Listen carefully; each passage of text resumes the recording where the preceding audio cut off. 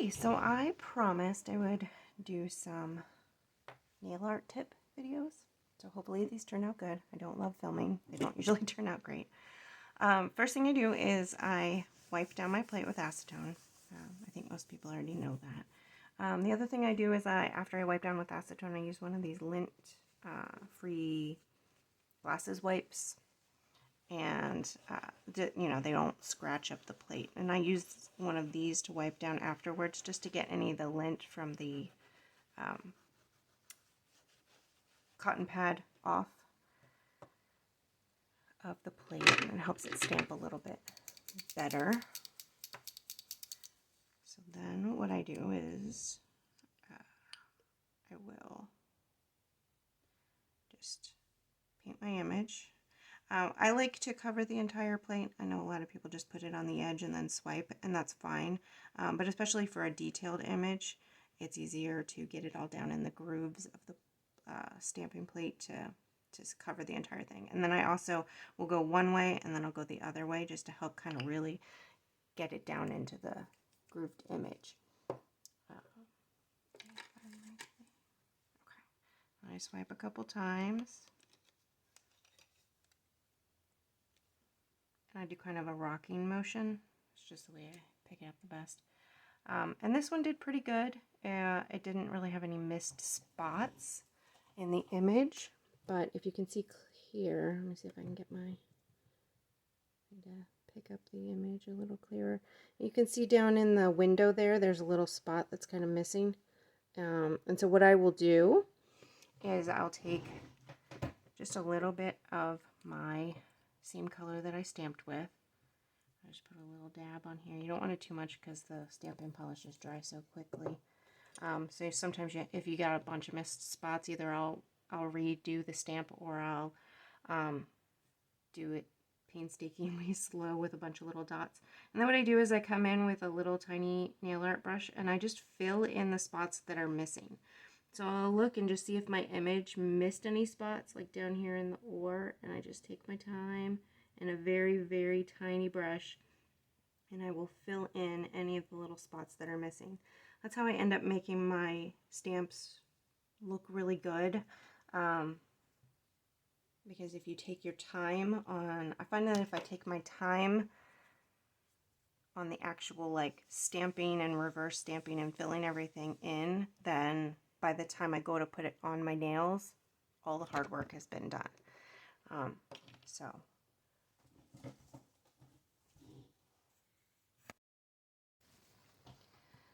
Okay, so when I am doing my reverse stamping, what I like to do is I start with the tiniest images first. Like I would start with this little smoke coming out of the chimney here, and then the house, anything that's really tiny. I like to get those out of the way first. Like I would do the boat and the oar and then the little smokestack. It's a preference that I find makes it easier for me. I'm sure other people probably start with the bigger stuff and then you can fill in the little things once the surrounding area has been filled in. But I like to use a teeny tiny brush. I just get a little bit of paint on the end and then you just have to work very carefully. There are dotting tools, which I will occasionally use for bigger spots, but I find it easier to get inside the lines if I use a little teeny tiny paintbrush. Sorry for saying all the time. I can't think of what I'm trying to say, and I always fill the dead space with Anyway, let's try using anyway. The paint just kind of fills in a little bit. It's okay if it's a little bit thick. You don't want it to be too thick because then your image will stand up off of your nail a little too much. I like it when my nails feel nice and smooth. I'm not a huge fan of textures, but that's just me. Anyway, so see how I did the oar and all the boat, and you just fill it in. It's like coloring. You stay inside the lines as best you can. Keeping a clean workspace helps tremendously when it comes to making a nice, neat image. I find just because then I'm not making a mess, I'm not getting things in my way, I'm not knocking bottles over, having brushes roll into my paint and things like that. It just, you know, helps me keep the whole thing neat if my surrounding environment is neat as well.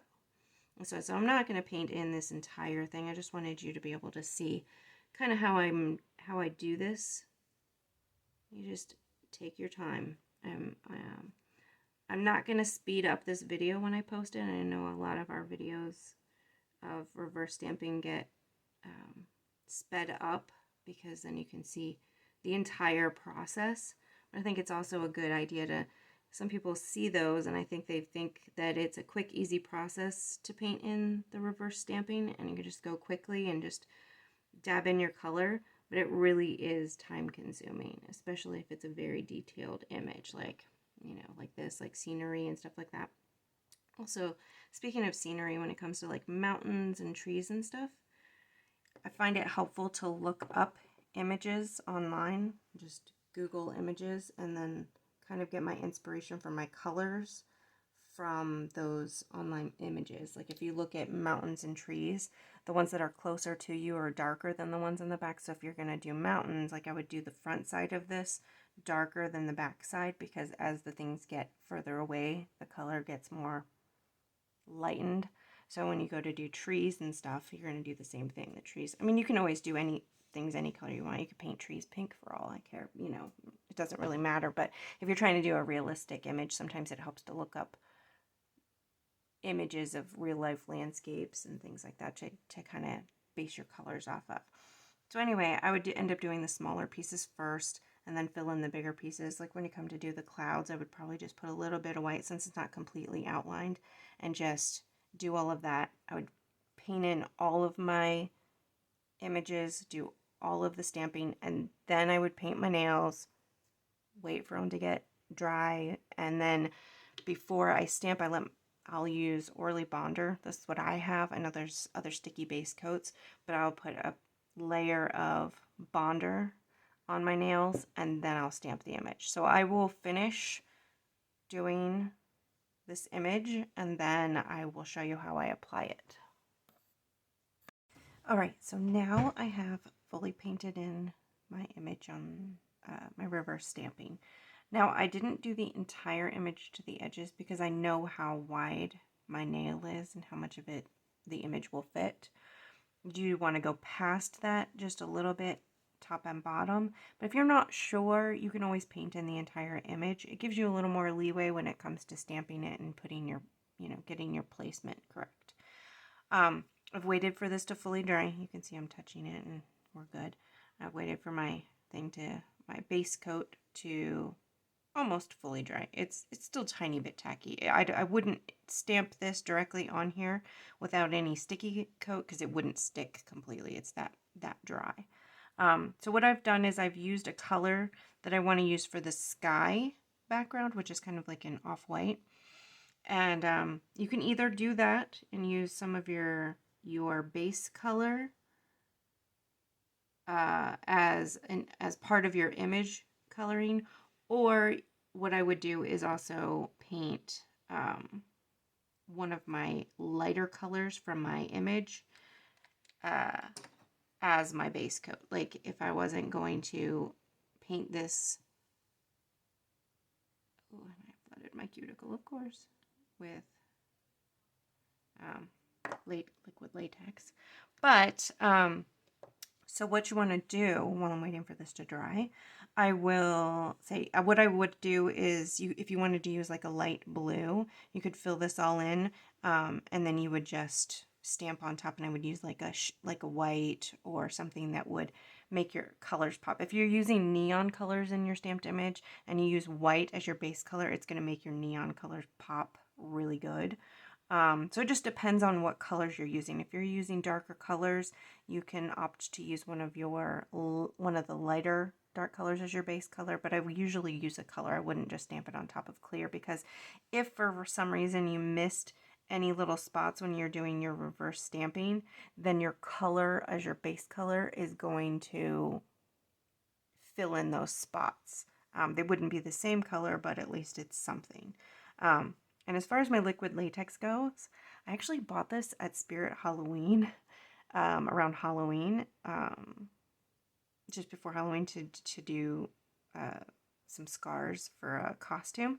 And then I realized that it worked a lot better than the liquid latex that I had and was running out of. So I just cleaned out an old polish bottle and I filled it with this, and the stuff works great. It works way better than the liquid latex I had bought before. So, you know, and it's only, I think, like $3 for a bottle, and it filled that up with extra to spare. So, and usually while I'm waiting for the liquid latex to dry, I also put on my bonder, which I forgot to do. So I used just a thin layer of bonder. You're going to want to put just enough that it'll dry fast. You don't want it to take forever. And so now I gotta wait for this to dry too. But just put a little bonder on, wait for that to dry. Let's see, what else can I tell you? Now, if you need to mix colors, like for instance, I mixed this medium blue. I mixed it by using my light blue and the darker blue. And you can see right here where I used my lighter blue and my darker blue, and I mixed those two together to get that. Like if you want to use a monochromatic color scheme on things, what I often do is find it's helpful to just mix my own colors. But if you're doing 5 images, like let's say you want to do all 5 of your hands or 5 fingers, or let's say 10 fingers, if you're doing all of them ahead of time and you're mixing your colors, you're probably going to have your paint dry out too fast to get that color the same on all 5 images. So I would suggest if you're doing 5 or 10 or more images to not mix colors that you can't use quickly enough, because it's going to be hard to rematch that color again. Okay, let me see if my bonder's... Okay, it's still a little too wet. So what I do to test my bonder is I just kind of gently touch it. You know, once it's dried a little bit, you can still feel that tackiness. It's a little too tacky. And it's just with experience. If you stamp your reversed image on while either your polish is too wet or while your bonder or your sticky base coat is too wet, it's going to smudge. It's going to distort the image. It's going to get either warped or stringy when you try and take it off. It's best to just wait until everything is perfectly dry. And that's really just patience. And I've learned that over time. I'm not the most patient person, so I can understand it's easy to just go quickly and want to get things done. But I really do find that the longer you take to let things dry and be patient, the better your stamped image will turn out in the end. Let me see. Okay, that should be okay now. So what I find is I find it easier to stamp my image this way rather than trying to stamp it away from me. I find it easier for myself to line it up. And then you just kind of want to look through. And I'm going to see if I can get this lined up so you guys can see what I'm doing. Hopefully that will show up. And then I want enough of the skyline. And then just put it on. Okay. And so now you can see where I've gone over the edges. I know I've seen a lot of people that will use one of these flat-edged brushes with some acetone to clean their edges. And I don't know why, but for some reason when I do that, all of my paint goes way down in my cuticle and it makes a mess. So what I like to do is I will take my little, I've got one of these tools. It's flat on one end, and this end just, it's not really sharp, like I can run my finger across it and not cut myself, but it's sharp enough that I can go along my edges, and I just kind of press it in. I don't know if I've got deep cuticles, I don't know, but, and then I just kind of gently work at it, and I kind of cut the edges, basically. And I want to line it up as much as I can with the edge of my polish, just because I want that nice clean edge. I know a lot of people have commented on the edges being nice and clean and on the stamping being nice and clean, and I think this is part of the reason why. is that that a lot of times I'll just kind of cut the edges of the image, and it does take longer, but I find it a little easier, and I will cut along the edges and then kind of pull it away. See how I'm kind of pushing on the edge, and it kind of pushes that image back. And then on the tip, I just kind of, hopefully this is showing up in the image. And if you do this while this stamp that you painted is wet, it will pull the whole thing. So you definitely want to make sure that your reverse image is nice and dry when you put it on. Some polishes will crack when you do it while they're too dry. And it's just over time that I've learned which ones I have to stamp when they're just a little bit tacky still. Okay, so see, I just kind of cut the whole edge off. And then as long as I've got my edge here, I can just pull that off. And then that should be nice and clear, clean on the edges. And then what I like to do is I'll get just a little bit of, because you can kind of see here that, let me turn my light up a little bit. If you look closely enough, hopefully it'll focus. You can kind of see here on my edges where it's a little loose. You've got some pieces that are kind of sticking off. Now that's image that didn't really stick down properly, but there's a way to fix that. And so what I do is I get a tiny bit of acetone in my little glass cup here. Just a little bit. It evaporates pretty quick. So I'll put my cap back on. And then instead of using this brush, because I don't really need to clean up, like sometimes if I've got stuff on the edges way out here, I'll use the brush because it's quicker. You know, if you've got stuff on the back, I check the back of my fingers and clean up anything that needs to be cleaned up. But when it comes to doing it close by my cuticle edge, I like to use one of these nail corrector pens, and my paint is fading on mine, but I bought mine at Sally's Beauty Supply, and I really like the fact that, oops, excuse me, I really like the fact that this is kind of a, it's like a sponge isn't really the right word, but it's a hard kind of spongy tip. And I like that a little bit better than the brush because it gives me a little more firmness when I'm trying to clean my cuticles. And so what I do is I'll dip this in. You don't want too much on it, so I'll kind of blot off just the edge. And then I will take the very tip and I get in there. Now, if you've got dark colors and black, you don't want to just scrub or else it's going to just push it down into your cuticles. You just kind of want to use that tip to clean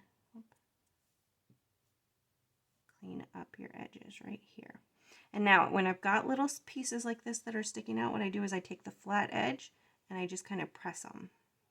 And what happens is the acetone kind of almost melts it back into place.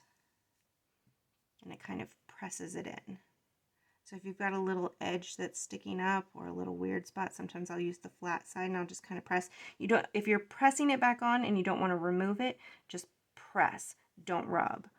See how that edge is now nice and clean? I'll show you a little bit closer in a second. And then I'll kind of come in here. Now when you're doing this, you want to do it either immediately after you've stamped while it's still fresh, or you want to wait until it's completely dry. If you do this while your image is tacky, it just pulls the image. It doesn't clean it up. It just kind of shifts and pulls the whole thing. So if it starts pulling, just wait until it's drier and then you can come along and clean. I like to clean as I go because that way when I'm done, I'm just done. I don't have to go back and clean up the image anymore. And still have a little stuff in there. So, and you can see how my tip of my sponge here, or my nail corrector pen, is dark, but it doesn't actually leave any, it's just stained from me using it so much. And I use it and I dip it in the polish remover. When you originally buy them, it has a remover in it, but it dries out so quickly because it's acetone that I just use it this way, so I don't have to keep buying new nail corrector pens. Now I do have like 3 of them just so I can switch them out occasionally, but there we go. So my image is nice and clear, and I can see that there's a little bit sticking up over here. And so I'll kind of press that down. And then so there we go. Now you can see that my image is nice and clean. Hopefully that's coming up. I know the lighting is not great. Part of the reason why I don't make videos very often. So you can see that a little bit. And then, so what I'm going to do next is I like to use my Maniology smudge-free top coat. I'm sure there's others out there. This is just the one that I always use. And especially if you've got whites and blacks, you're going to want to make sure that you float the image. And when they say float the image, it just means you're going to just barely touch it. You just kind of want to put just enough polish on to protect the image. And then there you go. And then once that's dry, you can put your final top coat on. This is not a final top coat. You're going to want to use something because this will peel pretty quickly after like a day or two. It won't protect all that hard work that you just put in for very long. So what I like to use sometimes is this.